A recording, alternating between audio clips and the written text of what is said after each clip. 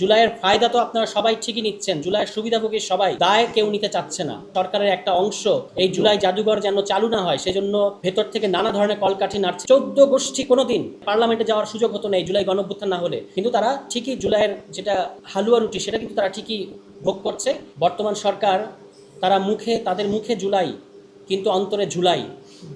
তারা জুলাই গণঅভ্যুত্থানের যে বিচার, এই বিচারিক প্রক্রিয়াটাকে ঝুলিয়ে দেওয়ার জন্য যত যা যা করা প্রয়োজন, সংস্কারকে ঝুলিয়ে দেওয়ার জন্য যা যা করা প্রয়োজন তারা করে যাচ্ছে।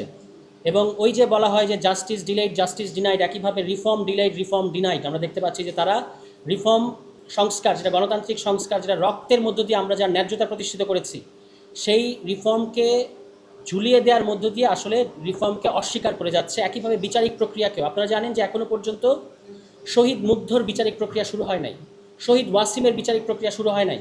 এরকম অসংখ্য গুরুত্বপূর্ণ আলোচিত যারা শহীদ, তাদের বিচারিক প্রক্রিয়া এখনও পর্যন্ত তদন্ত কার্যক্রম শুরুই হয় নাই। এ কারণে আমরা দাবি জানিয়েছি যে ট্রাইব্যুনাল বাড়ানো উচিত এবং সরকারকে এটা, যদি তারা মনে করে যে জুলাই নিয়ে শুধুমাত্র তারা রাজনীতি করবে না, জুলাইয়ের ফায়দা তো আপনারা সবাই ঠিকই নিচ্ছেন, জুলাইয়ের সুবিধাভোগী সবাই, কিন্তু দায় কেউ নিতে চাচ্ছে না।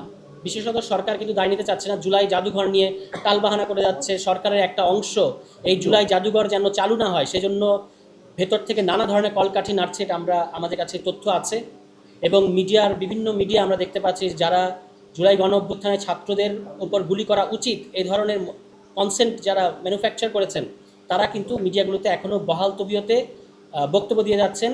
বিএনপি সরকারের একজন এমপি, বিএনপি জুলাইয়ের তাদের নাকি সবচেয়ে বেশি শহীদ, অথচ তাদের একজন এমপি টেলিভিশন টকশোতে এসে প্রকাশ্যে বলেছেন যে জুলাই 5 অগস্ট বলতে কিছু নয়, এটা হচ্ছে ইউনূস সাহেবের নাকি একটা মেটিকুলাস ডিজাইন। জুলাইয়ের পর থেকে নাকি বাংলাদেশ একটা অন্ধকার আইয়ামে জাহিলিয়াতের মধ্যে ঢুকে গেছে। এই কথা একজন সংসদ সদস্য, যার 14 গোষ্ঠী কোনোদিন বাংলাদেশের পার্লামেন্টে যাওয়ার সুযোগ হতো না এই জুলাই গণঅভ্যুত্থান না হলে, তিনি এই জুলাই গণঅভ্যুত্থানের রক্তের উপর দাঁড়িয়ে যে পার্লামেন্ট, সেখানে জায়গা পেয়েছেন এবং এই কথাগুলো বলতে পারছেন। এটাই হচ্ছে বর্তমান বিএনপি সরকার। কিন্তু তারা ঠিকই জুলাইয়ের যেটা হালুয়া রুটি সেটা কিন্তু তারা ঠিকই ভোগ করছে। জুলাইয়ের যেটা দায় সেটা তারা কোনোভাবেই পালন করছে না।